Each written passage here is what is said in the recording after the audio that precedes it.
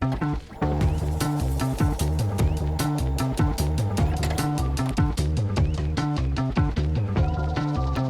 right, we're up. This is the Our Town with Troy by North Alabama's podcast. That's my thing. As we get here past episode 100, this is going to be episode 101, which is crazy. You have no idea how crazy that is.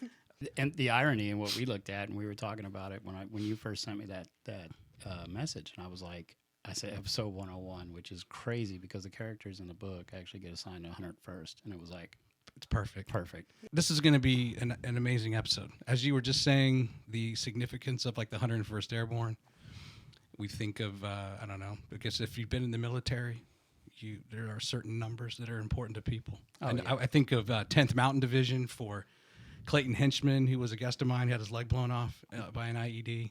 I had him back-to-back episodes. He was in the 10th Mountain.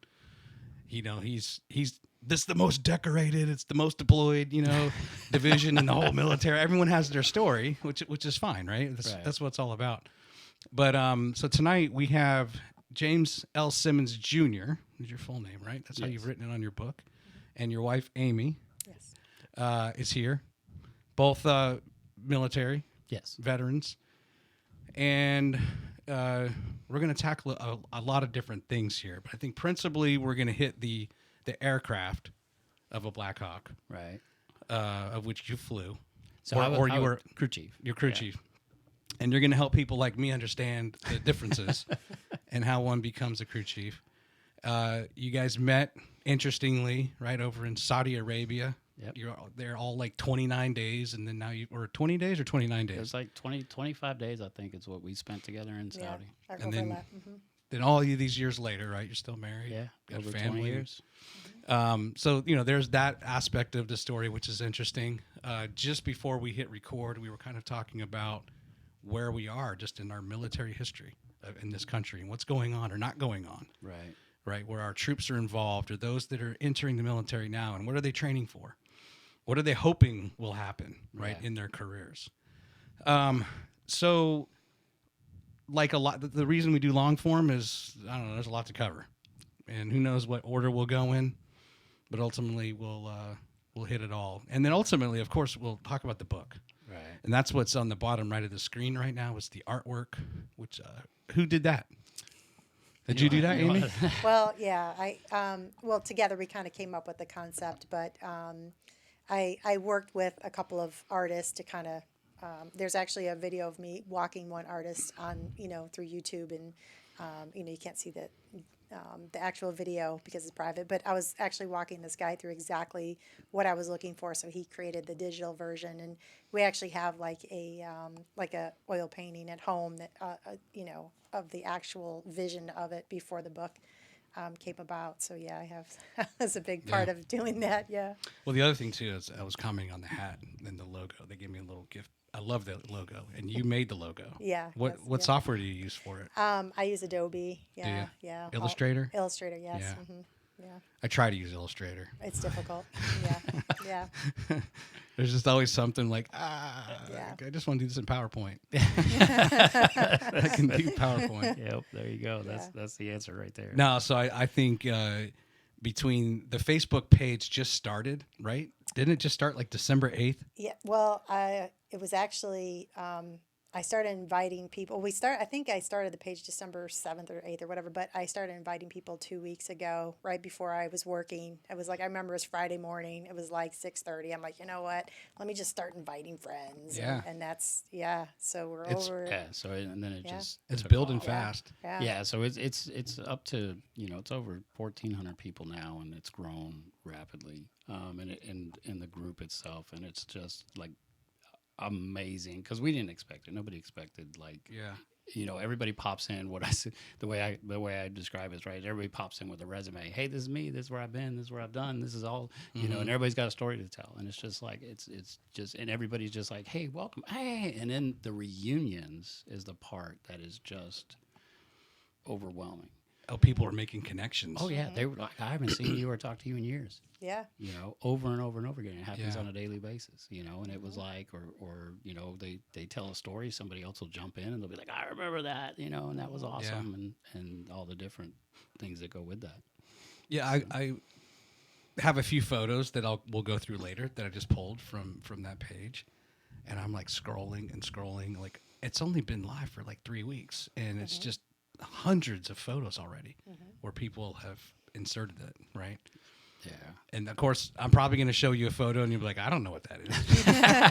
Right? Like, But that's almost part of the enjoyment, is to where it's like, what is that? Where did it come from? Who was there? You know, or where was that taken? Or where were you at? And what was going on? And it makes the inquiry more exciting, you know, that goes with it. So, and I would have to imagine that just comes from, and what we will chat about tonight is that these experiences that just can't be replicated anywhere else in life, right? Whether that's the brotherhood or the sisterhood that you feel in the military, being a part of a crew, being a part of a mission, right? The training, and then you go back to regular life, right? And these people are just itching to tell someone, that cares. It's a transition, you know, and there's a science behind that transition, and it's not the same for everybody. You know, and so it's who do you have to help you through it? Is either the people that have done the same things that you've done and been the same places that you've been, and how did you work through it, and what do I need to know, and how can I get there,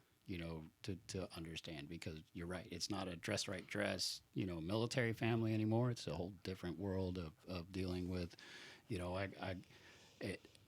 I'm the same, but I'm now somebody different. You know, and so it like I said, it just hits everybody a little bit differently, and some of them have a little bit of heartache, and some of them, you know, they're just like, free at last, I'm finally free. So, you know, just depending on the character of the person that it starts out with. So let's tackle, let's just kind of focus on the Blackhawk, if you don't mind. Okay. You didn't fly.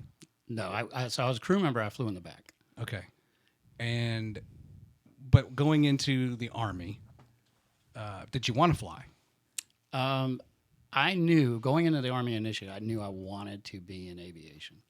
It was, you know, I remember as a kid, you know, I grew up around military bases, and I can remember sitting outside the airfields and just watching the helicopters and everything else. And I remember saying to myself, like, I don't care if I'm the guy that puts fuel in a helicopter. I just want to be around the helicopters. Got it. It was like, even now, you know, I look at people that have been around this for years and years, and it's like, if you don't look at the aircraft through the eyes of a 5-year-old every once in a while, you're going to forget why you're doing this. Yeah. Right. Kids will look up in awe at aircraft at any given day. And yet, you know, if you allow your profession of dealing with it as a day-to-day basis become the frustration, then it's like you're losing your passion. Yeah. You know, don't let the stress overwhelm you. You still have to walk away. And even as a crew, we would do that. You know, it's like walk away from the aircraft after you shut down, look back, and just be like, helicopters are cool. Yeah. You know, it's just, and they are. It's just something about them. It's a completely different ride than like flying an airplane or anything else, right? You have the ability to stop and just hover and look around. And it's like you could slow the pace down to where it's like, oh, cool. You know, you're not going Mach 3. You're not, everything's not whizzing by you. You get to, you know, especially from the crew member standpoint, hang out the window like a dog with their ears flapping in the wind, and you just get to look around and take it all in, you know. And it's like I flew at Campbell for a long time, you know, and I was in medevac, and we would fly back and forth from Campbell to Nashville, all in patients, you know. And I just remember, like, when they were building the stadium, that's how long ago it was. I'm dating myself. You know, I remember the commander coming at us, and he's like, the first time I'm watching a football game and I see a Blackhawk fly over the stadium, I might have somebody's tail. Oh, really? You know, it was like, because you know, it's like they knew. It's like you sit there and you know everybody's looking at you at the same time when you're flying by, but you're enjoying it more of looking down upon everybody else and just, you know, like, yeah, traffic sucks. You know? So you didn't want to do anything with fixed wing then? Fixed wing. So you kind of have to make a really choice, right? The ability to go fixed wing in the Army is very, very small. So if you want to go in the Army, right, they have the largest, so believe it or not, more aircraft than the Air Force, but it's all rotary wing. Right. Very limited on the fixed wing side of the house. But at the same time, what my disadvantage was, and this is crazy because very few people know this, is I did not know that my job was actually had the ability to become a crew chief. Really? Yeah. So when I first took the job, it's. I mean, and I sit there and I quote it to this day. The recruiter told me, he's like, I'm sitting there looking at a list of jobs, and it's like, it's Apache, avionics, armament electrician. That sounds complicated. Sounds above my level. 5 years of high school. Yeah. And so then it was, as you're going through this whole list, and then and I'll tell you, and here's what's crazy. I didn't even know what the actual occupational skill designation was. I didn't know what 15 Tango meant. Right. I didn't know any of the numbers. I see UH-60 Blackhawk repair technician. And I'm like, cool. So I look at the recruiter. I said, what is that? He goes, that's Jiffy Lube for helicopters. I said, what? 15 minutes or less. Get him out of there. He says the helicopters break. He goes, they pull them in the hangar. You change a part, you service them, you change the oil, do whatever they need to do, you roll them back out, and that's it. That's your job. I said, now that sounds cool. And so it was like, sign me up. Well, you got to do a 6-year contract. Well, if I do 20 or whatever, what's the difference? I was like, at least I'll be around helicopters, which is all, at that point that I cared about. It's like, I just want to be in aviation. And I went that whole entire time through basic training all the way up. I remember getting to Fort Eustis, Virginia for AIT, and people were like, I can't wait to get my wings. And I'm like, what wings? And I'm like, we get wings on our uniform when we graduate. They said, you didn't know that? I said, no, I didn't know that. I took this job because it sounded cool. And then there was another, I remember one guy before, he's like, I can't wait to be a crew chief. I said, who gets to be a crew chief? They said, we get to be a crew chief. I said, who's we? I said, how'd you get to be a crew chief? And it just blew my mind. So I was like, he's like, yeah. It's kind of like, please excuse the reference, like a Forrest Gump type thing. It is. Right? You're like, I don't know, I'm just here, man. There's no, how to, this is how you do it, step by step. They don't give you that. They're just like, hey, this is your job. This is what you're going to do, right? You're going to go to, everybody's going to do basic training. Then once you're done with basic training, you're going to go to college, that right. Army style. And then it's like, we're going to teach you how to do your job. Now, the exchange for the teaching you how to do your job is you're going to give us so many years of service back to it, So it's like, okay, cool.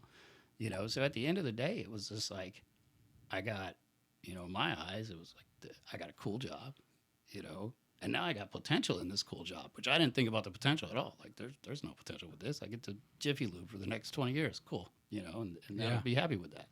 No, real quick, between the Army and the Air Force, is the training different? I thought I understood something with the Air Force where maybe you pick your specialty very early on, whereas the Army, you actually kind of train on all platforms. So the Army you pick. So like I said, when we were looking at like the 20 different occupations within aviation, it went all the way from air traffic controller down to, so every aircraft, it's still specific. So even if you look at a Blackhawk, the culmination. So if you look at, I talk about it in the book, kind of in the beginning, to explain it all to people. So if you take the, CH-47, the Chinook, so those are the 15 uniform. And so the uniforms are the ones that they take care of the 47s. Okay. They're the crew chiefs on those. The 15 Romeos, those are Apaches. They're the mechanics on those. Now you have what we call like the broad spectrum skills. So structural technicians, which are like your sheet metal guys. Mm-hmm. You got your avionics technicians. And then you've got, hydraulics, engines, all the different power plant, all the other different jobs. Those guys can work across the whole broadband spectrum. Okay. Where the Army kind of draws the line is to be a rated crew member in the back of the aircraft. They want you to be MOS qualified on that aircraft. That's the preference. Now you can cross train the different aircraft or whatnot, but the Chinook guys, they take the pride in this one because they actually have a flight engineer as one of their crew positions. Okay. And so they have to actually know and understand operations of the systems within the aircraft that are lean more towards a complete understanding. And so that job, you have to have that MOS in order to perform. They will not allow anybody outside of that MOS to perform flight engineer. Now, you could be a crew chief on a 47, so, you can cross-train it, just like flight medics. Flight medics are medics that we put on flight status. We train them everything that they need to know about being in and around the aircraft. But their job overall, they're still just a ground medic that's put on flight status. So it kind of works that way too. And MOS is what? Military operation specialty? Occupational skill. Okay, skill. Yeah. Military Gotta occupational make them feel skill. special, man. That's kind of like your career service, if you will. So it's the job you choose, and they break it down, and it goes all over the place. So everybody has an assigned. So the 15 Tango, that's where that comes from. A 15T, in essence, that's the Blackhawk repair mechanic. And so they're the ones that, we do it all. It is the Jiffy Lube of helicopters, except you get to fly on. So the 15 is a kind of a mechanic category, and then the Tango is for the Blackhawk. The Romeo, you said, was for the Apache? So the 15 actually correlates to what we call the branch. Okay. So 15 is aviation. And then they break down it by the letters to say this is the different ones. Gotcha. So if you go like your 11 series, that's your infantry. So it'd be 11 Mike is mechanized, 11 Charlie, 11 Bravo is your light infantry, So all your different. So, and then same thing with artillery and different ones. They have different number designations to each one. Gotcha. And so within the realm, the meet or greet for us internally, whether active duty or not, you look at it, it's like, were you a Tango? Oh, it was a uniform. Oh, okay, cool. Still like you, but it's cool. This conversation's over. Yeah, and that's how it goes. It's not a judgment. It's just for as you gain the experience, it's to understand and know their knowledge. Right. That it's like, where do you come from? Oh, it's a Romeo. Oh, okay, cool. So Apaches. Cool. Yeah.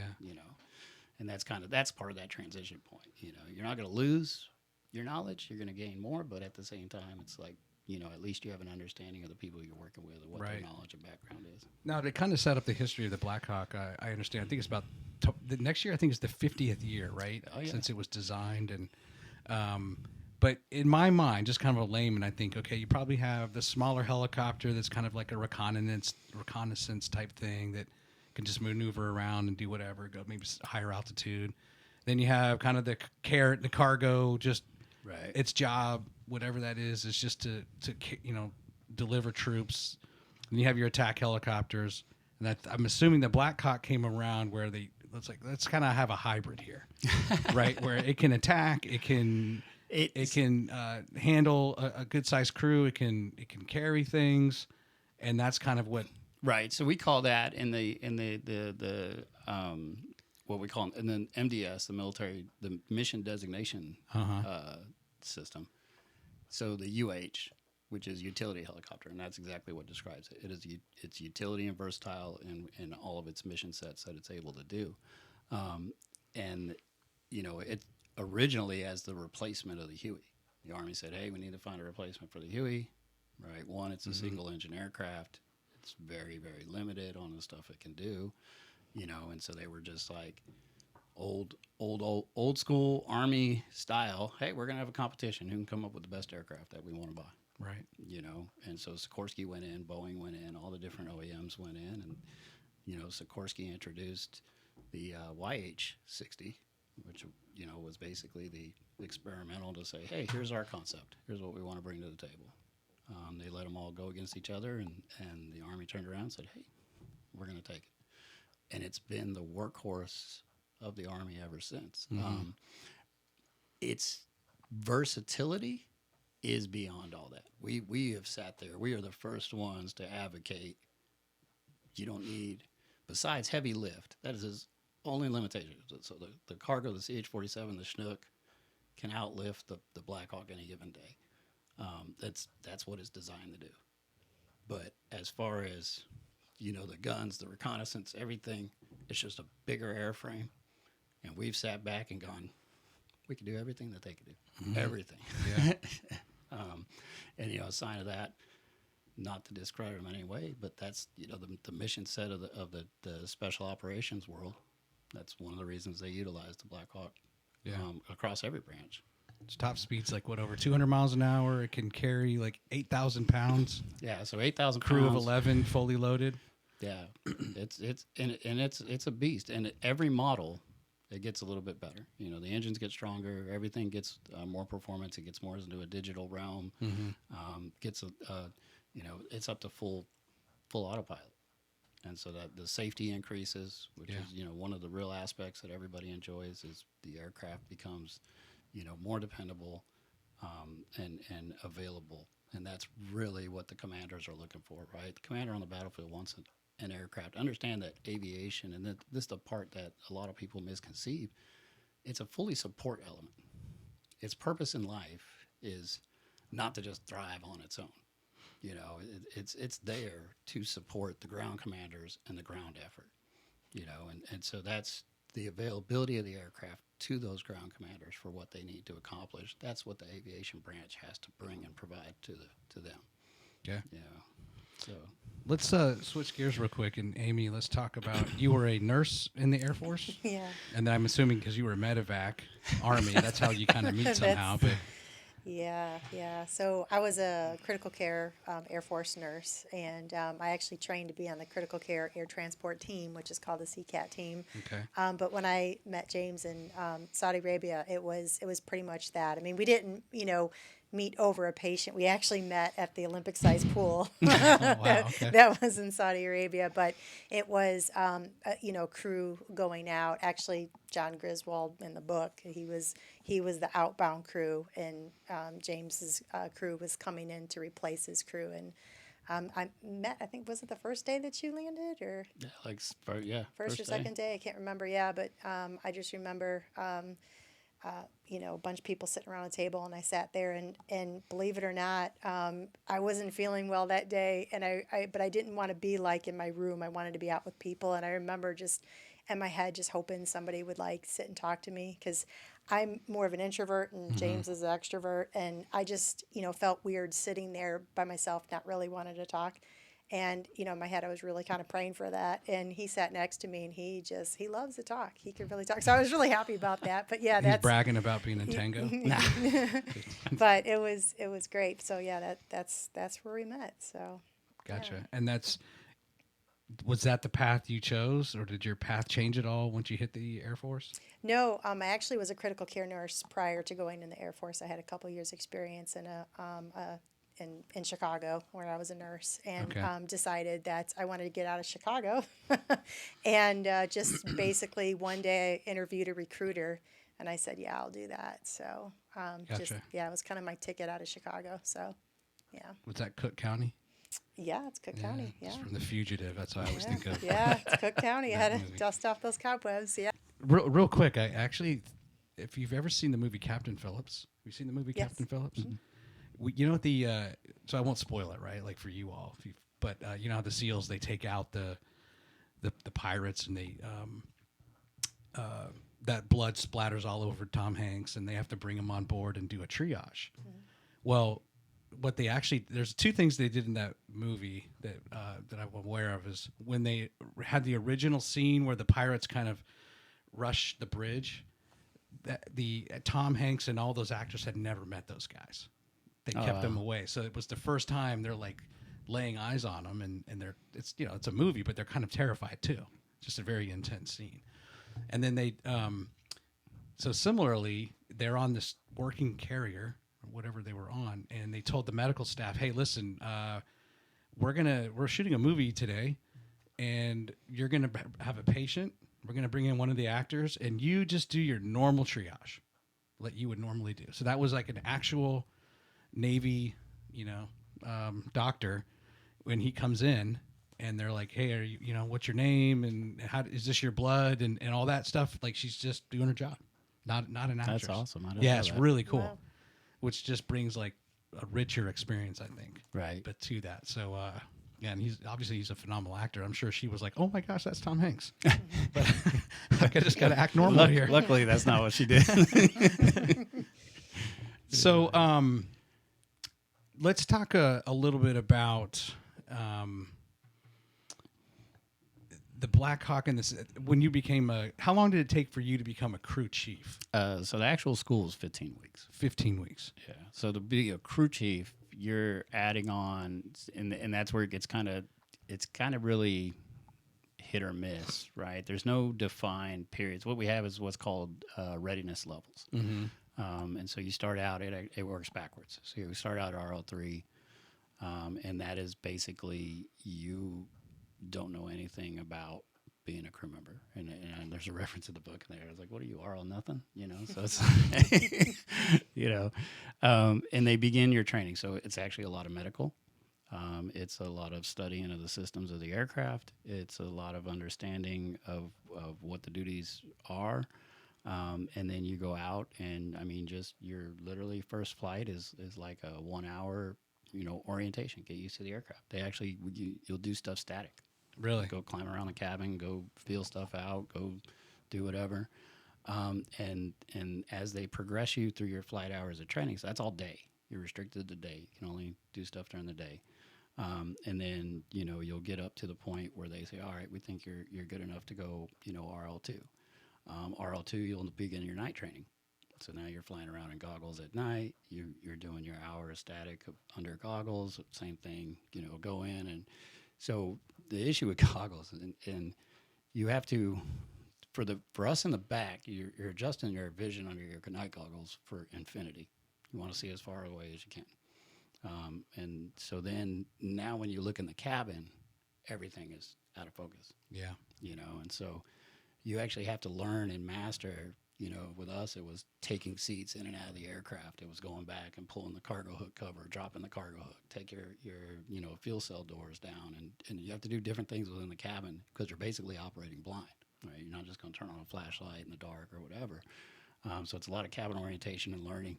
You'll go out, confined space landings, slope landings, you know, different things for us. You know, in medevac, it was, hey, we got to go out and land on rooftops. We've got to go land on highways, roads. We got to, you know, introduce to all these different elements. And you have an instructor with you that's monitoring you, watching you, teaching you, training you. And then once you're good with RL2 and they sign you off, you'll go for your RL1, and now you'll get into all of your mission sets, right? So for like with me in medevac, it was, now you're going to go out and you're going to learn the hoist. You're going to learn how to do sling loads. If you're an assault unit, that's where you're going to start your door gunnery, and you're going to start, you know, learning all the different aspects. Same thing, sleep load trading, formation flight training, picking up the actual details of what the mission sets are required. And then once you complete all of that and you've accumulated enough time, again, your instructor is your evaluator. So, you know, they sit and they have meetings. They'll discuss it back and forth. I think, you know, maybe he or she is strong on this, weak on this, needs more time on this. They adapt the training to you and where you're sitting. Once they're comfortable, then you'll do your RL1 check ride. So now you're going to get all of it A to Z.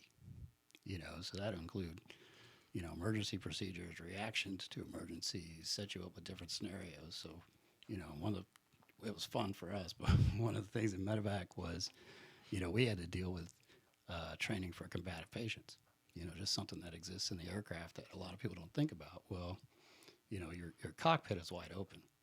So if you get a combative patient, you know, your number one mission in life is now protect that cockpit. Right. You know, don't want to get, so when you're doing that is the realistic training. So the instructor is back there, could be, you know, 250 pounds with all his gear on and everything else. It's not a conservative lesson. You know, we're going to make it as real as could be. And so we would, you know, summarize it'd be like WWF in the back of a helicopter while you're flying. What would be great is the pilots, you know, they have no clue what's going on. They're sitting there flying along and come over the radio or over the ICS, you know, clear left. You know, so if you're sitting on the right side of the aircraft, you're turning around looking at the guy going, What's going on? You going to clear the aircraft or what, you know? Yeah. And then you see he's fighting with another guy. So then you jump in. You know? It's like, what is going on? You know, and so he knocks your mic boom away and knocks your stuff out. And then it's like, now you're full blown both back there and the pilots are still up front. Like, all right, guess left's not coming back, you know. And then finally one looks over. Oh my God, you know, nobody knows what's real, what's fake. It's you know, that's the realistic training that you can bring to the game, and it makes everybody just more comfortable with chaos when it does erupt. You know, so it's a different environment being in the cabin and what's going on, because the noise, you know, it's there. Yeah. There's no verbal, communication in the cabin of verbally when it's not over. An intercommunication system is yelling at each other. Sure. So and then everybody gets defensive when you yell, like, oh my God, why are you yelling at me? So it's just the reaction. I think it's fair to say on those I've interviewed and some of the research I've done where the Army, the one thing about the Army is you get exceptional training. Exceptional. Yeah. Can you talk me through a time, though, where I'm sure that at times you might take it for granted, or you're like, oh, man, I can't believe we're doing this again. I have all this training to do. I'm not interested. I don't care. This will never factor into my job. But is there a time where you were, on a mission or something where you were so thankful for the training you received? So there's a handful of times that man, there's honestly a lot of it comes into thought of play. I remember one of the most times in the back of an aircraft where the training actually kicked in was actually not even in the Army. That's what's crazy. So Really? Yes, I crewed S-61s in Afghanistan as a civilian contractor. So I got to be a crew chief as a civilian supporting in Afghanistan. So I had 12 soldiers loaded in my aircraft. What's an S-61? S-61 is the so it's what the president flies on. Okay. It's the same exact as a Marine one. Okay. Right. So the seats are along the walls. A little bit different setup and everything else, but and we were flying over a lake in RC East, and it was like somebody took a ball peen hammer and just banged it on the side of the aircraft as loud as possible. And I just remember, we had soundproofing blankets that line the cabin, and there's this debris floating in front of my face, and I'm like, what was that? And I looked to the left, and I got 12 soldiers along the wall sitting there. All their Kevlar's on, all nice and proper. And the first thing going through my head was, I just had a negligent discharge. I just had a soldier that fired his weapon in my aircraft. That was my instinct, And so and then the pilots come over the ICS, and they're like, I heard 2 hit the belly. They're like, 2 hit the belly, 2 hit the belly. And so I jumped up, and then I realized that it was like, oh, man, we're getting shot. It just got real. And so what kicks in is the instinct of now it's the assessment of the aircraft, right? You're in flight. So the things that become valuable to you are very quickly going to evolve, right? I need fuel, I need hydraulic fluid, and I need a stable airframe. What altitude were you at? So we were at about 2,000 feet. Okay. And then so I jumped up, I pulled the blanket down, I found where one of the rounds went through the airframe, and then I looked immediately to see where it went. And it was, because the drive shafts are up in the top. And so it was a clean through the cabin. And it was like, announced it to the pilots, hey, I got the, exits right here. We're good. No damage back here, because it's just through and through. The belly, what we were about, so S-61 fuel cells are in the belly. So immediately it's go to the pilots, hey, watch your fuel levels. Make sure, if we start burning up more fuel than we need to, we know we got a problem, And so, that's your crew coordination starts kicking in, right? The ability for the pilot aspect, their priorities in life are very simple. Aviate, navigate, communicate. Mm-hmm. That's what they're trained and taught. At the end of the day, it's fly the aircraft. Aviate is the flying of the aircraft, and navigate, make sure you know where you need to go, and then, and communicate. And so for us in the back, it's basically foster and assist as needed for those. Right. So that's where the training kicks in. It's the not hitting the panic button no matter the situation. Now, I've had, and it's not to sound horrible, but, you'll have engine issues, you'll have pops, you'll have bangs, you'll have different stuff. You'll have some things that happen, some flight controls that may get jerked around or do some stuff, and, or even turbulence. And that was one of the aspects kind of to introduce to the book was, in the cameos of the movies, when you see these guys in the back of the aircraft, right, and you can go through it, like just, how you brought up the fact of, dealing with Captain Phillips. When you look at Blackhawk Down, right before they were fast roping in, and the crew chief looks over at Grimesy, and he's like, Grimesy, no fear, Yeah. And so you get this cameo of this crew chief, perfect storm when they were getting ready to go in the water. Guys back there just as calm as can be, sitting in the back of this Jayhawk, or even, Full Metal Jacket, the crazy guy in the back with the 60. Get some. Yeah. Right. So you get this impression, and that's what it left me with all the time. It was like, man, they just do these cameos. They just show, the guys that we sit in the back that we're just these crazy guys who are disconnected from the rest of the world. But it's like, to explain that, how do you get that way, right? How do you get that fearless built within you or whatever? Or how do you get that comfortable in that environment that it doesn't bother you, And that's kind of the story that I wanted to bring out, was to bring in more of the in-depth as to, hey, here's these guys in the back. This is what they do. This is where they come from. Are they normal people? Absolutely. Yeah. Are they a little bit crazy? Yeah, because they jump in an aircraft they're not in control of. And for that, you just have to be. Are they heroic? Absolutely. It's like that is the one thing that, summarizing it, and we were talking about it earlier, I call it the point of what I consider the double volunteerism. So crew chiefs, you don't have to fly in the aircraft as a Tango.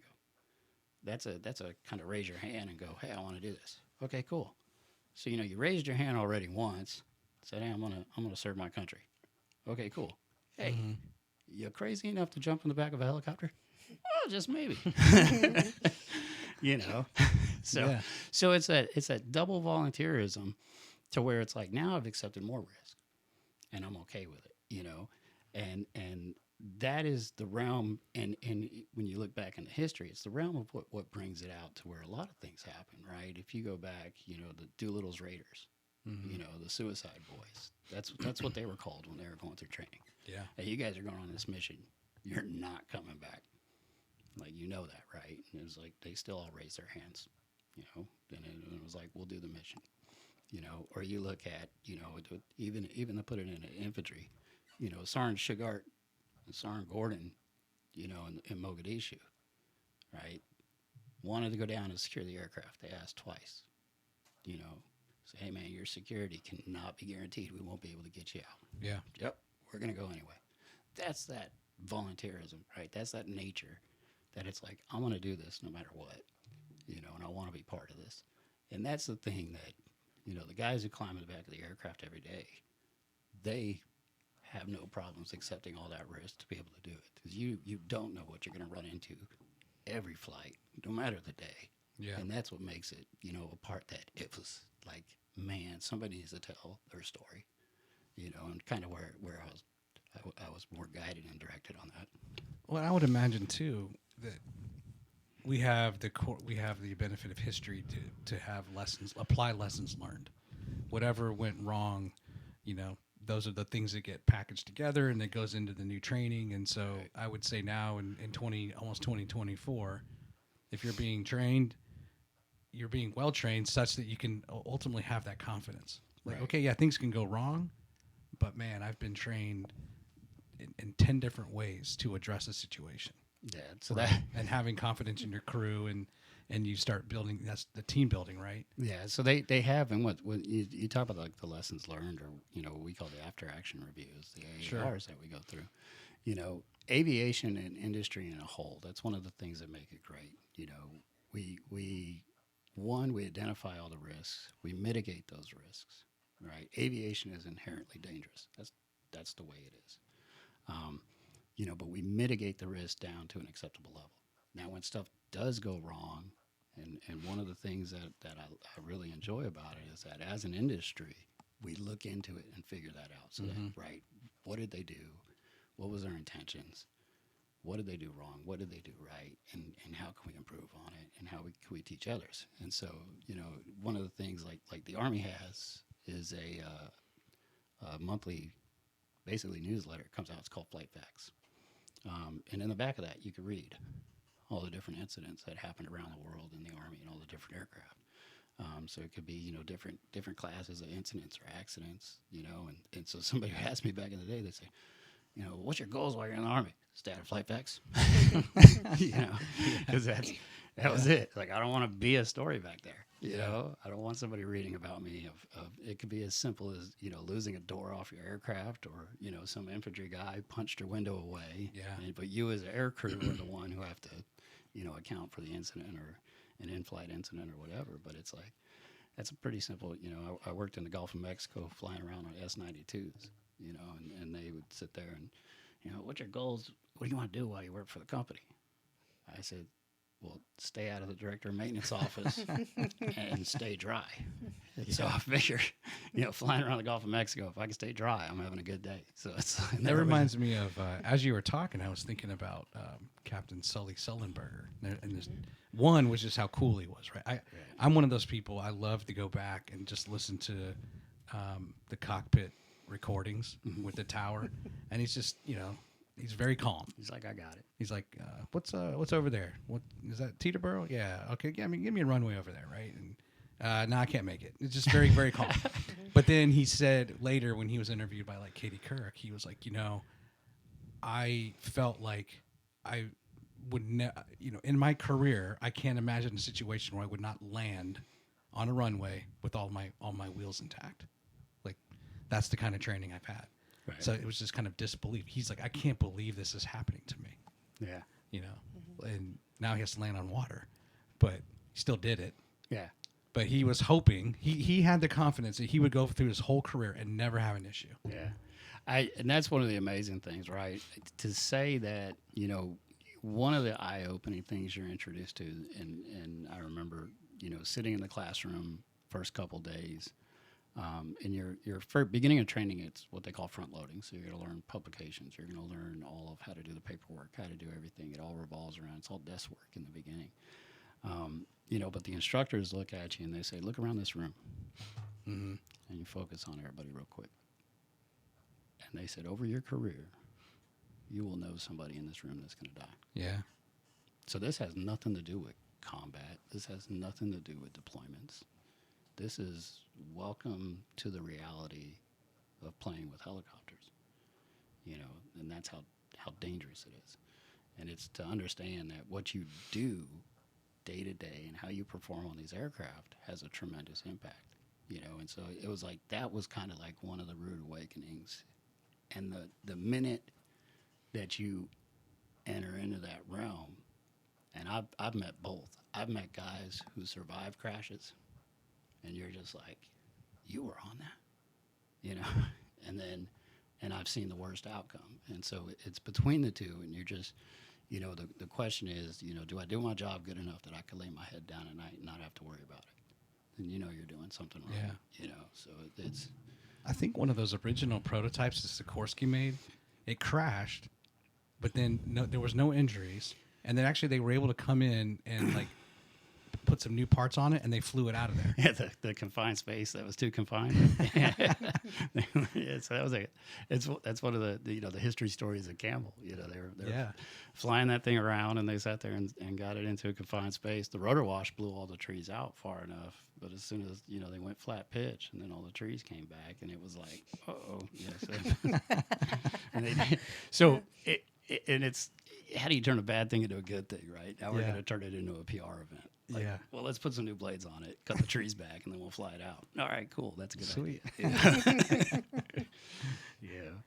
But it gives you and I'll tell you where that comes from. This is what's funny. You talk to little Huey guys in Vietnam, and this was the thing. I remember, again, dating myself. The first time I walked into a hangar at Campbell, and, brand new private right out of AIT. And I remember, I had no idea where I was going. And just somebody looked up from the hangar floor. They looked at me, and they said, are you a Tango or a November? So Novembers were the Huey guys. Mm-hmm. And the Tangos were the Blackhawk guys. And I said, I'm a Tango. And they threw a maintenance manual at me. The old guys did not want the Huey to go away. So, oh, really? Yeah, they ate it. They love that aircraft so much. And they couldn't see the dependability of the Blackhawk. Yeah. The Huey was so simple, right? you're talking about in the realm of aviation, we say the old steam gauges. When stuff is simple and it's not complicated, it lasts a long time. And they just couldn't see how this new, at the time, technological aircraft was going to come in and replace it. But the old Vietnam guys, that's what they talk about. You can cut down trees with Huey blades, and would have very minimal damage to it. And they were they're looking at these new composite blades on this new advanced helicopter, and there's no way you could cut down branches with that. So that's where Campbell. But they're lighter. We hit. Yeah. So they hit the trees, and then they said, "Well, we put new blades on it. We can fly it out." So it's like, Gotcha. We proved to all the old guys you can still run it through trees, and it's okay. Yeah. Let's transition. Let's talk now about the book. Okay. I want to not have. Sometimes I'll have this problem. We'll just keep talking and talking. And like, oh, wait a minute. We should probably go back to the whole reason you're here. Something. I can't remember for the life of me what it was. Because again, there's so much we could go into, right? Like Hey man, I'm fascinated more than willing to come back to be your second. Oh, yeah. For the end of the year, every year. Well, it's just for someone I tried to. I was in an aviation class in 8th grade, and it was like this. There was this awful simulator that and I just assumed that I was a dummy because I couldn't figure this thing out.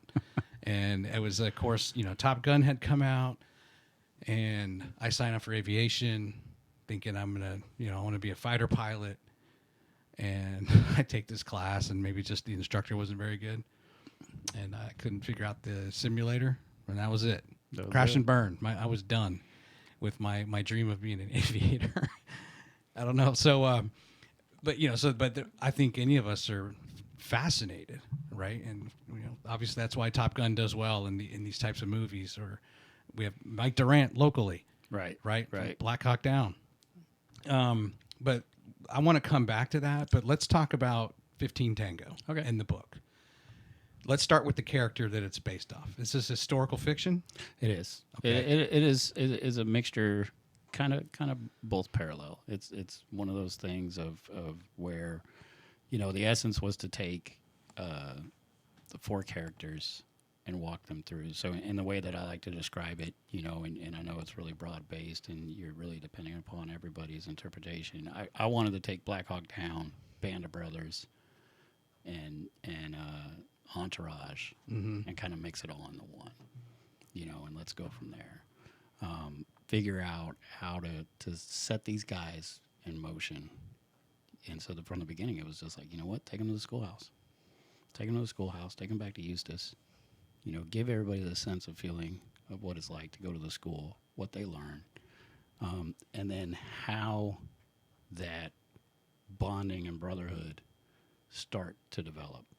Because even though these guys go out, you have a flight of 6, 8, or 10 aircraft, and you've got crew chiefs on each one of those aircraft. When they come back, they're still together as one. You're going to help your buddy out on his aircraft, or he'll help you out on your aircraft, or whatever. And it was to show the inside of how that beginning develops, and give the essence of what these guys really need to know to just sit back there and look cool. Now, are the majority of those that go in 18 years old, right out of high school? Yeah, kids. I mean, I can look back and say that we were kids. I mean, I sit there and look at pictures now and just like, oh my God, we were babies. Yeah. And full of life. We're just so full of life, and that's where we, I wanted to base the characters to bring that all in perspective. To go, hey, Are they young? Are they stupid? Are they crazy? Are they everything else? And then given this tremendous responsibility, well, how do you grow into that responsibility? And what does that look like? And that's to basically set that all in motion and create the scene of how that transition works. Where it's one, you're the student and you're learning, and then you put it in a practical execution. And now all the way to the transformation of you'll never stop learning. Welcome to aviation. As soon as you know something, change 3 was just posted. So, now it's different anyway. So that's the way, the nature of the beast.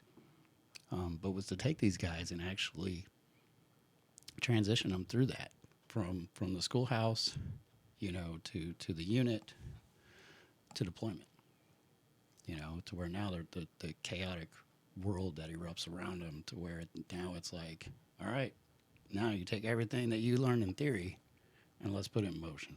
Yeah. You know, And are most of them like you? Like, hey, I just wanted to join the Army. The recruiter talked me into it. And then you get there and you're like, oh, wow, I didn't realize I would have this kind of level of responsibility. so there's such a culmination of it. It's one of the things that's amazing is the amount of people that you'll meet and where they're from. And so I actually titled, one of the chapters is actually titled that, you know, what's your why? You know, so what is your why? Why are you here? You know, and they sit around and they discuss that stuff. Like, you know, where did you come from? Or, you know, what's your family like? Or what do you do? You know, or why did you join the Army? You know? And I kind of introduce that into each character and kind of their own realm of, you know, what their purpose is or what's the reasoning behind it, what family they came from or what upbringing did they come from, and then what that attributes to them as the group. Right, because it all transforms in the strengths and weaknesses and how to help each other out and how to push forward with everything that needs to get done.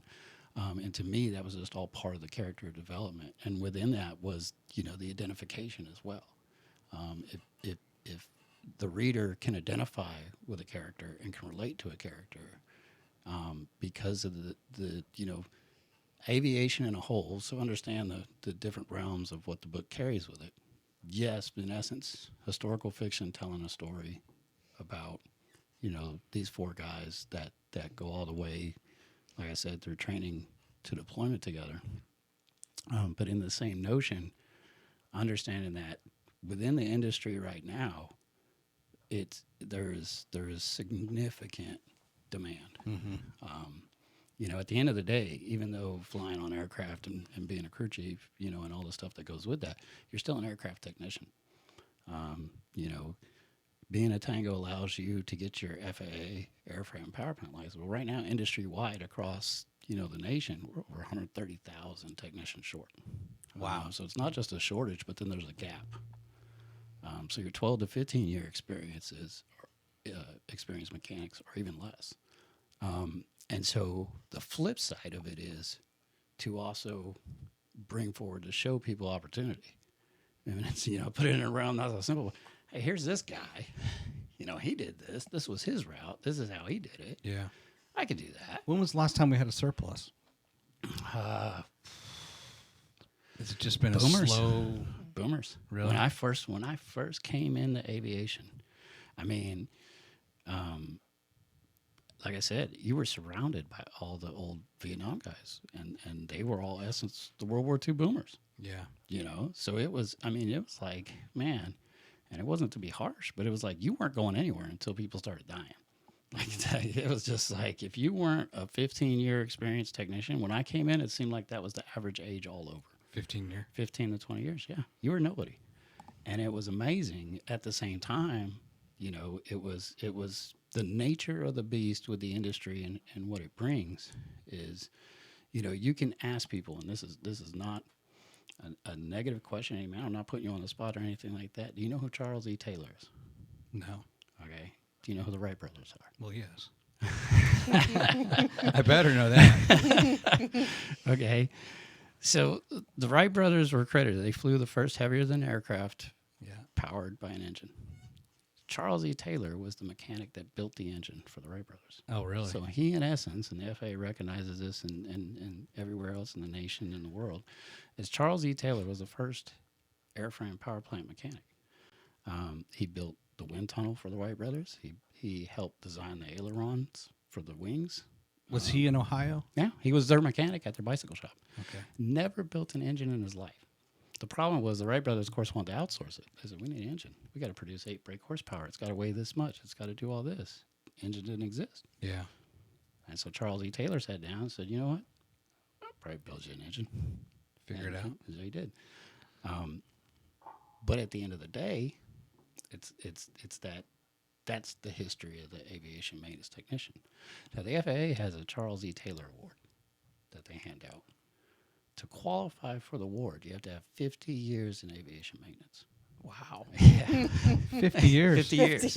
This is where the realm of mechanics come into play of like, you know, if you and like I said, it's not a disrespectful thing when anybody's like, you know who Charles E. Taylor is, and everybody's like, nope. But Is that on the tour at Kitty Hawk?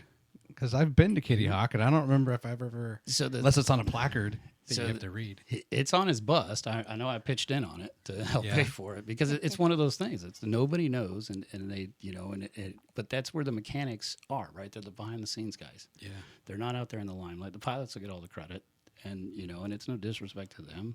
They're fine. Mechanics are comfortable with that. Some pilots are mechanics. Some pilots work on their own aircraft. You know, there's different realms of how everybody wants to do it.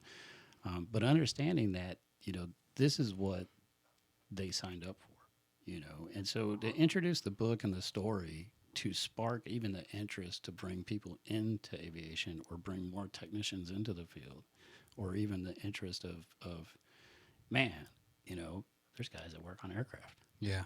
And guess what? And pun intended completely for Huntsville, but you don't have to be a rocket scientist to be able to do it. You know? Sure. So I was thinking of Chuck Taylor. That's the shoe. Everybody, his brother, or his nephew, yeah. got all the credit, right? Yeah, so it's kind of a twin fool, man. I've met a bunch of people that are actually been recipients of the Charles Taylor Award. Really? Yeah, and it's like you so want to you congratulate them, and you're really happy for them, and at the same time, it's like 50 years. Bet you're at the end of the road. Yeah. Don't take the award as the Now, meaning. Yeah. Is it all metric? When you come in and you begin becoming a mechanic and all that and learning how to, is it mostly metric, like your tool set? No, actually, so what you will find out is depending on the origin of the aircraft. So all American aircraft are standard. Are they? Yeah, okay. All foreign aircraft are metric. And that was one of my first things as a civilian, because of course I built my tools based on American aircraft, and the first time I had to go work on Airbus, and the employer sitting there with the interview, and they were like, well, I said, you guys got a reimbursement for me having to buy all my tools in metric? They said, no. I was like, well, guess I gotta go spend some more money to work. You know? So it's like, but personally working on both and doing both, the metric system is a lot easier.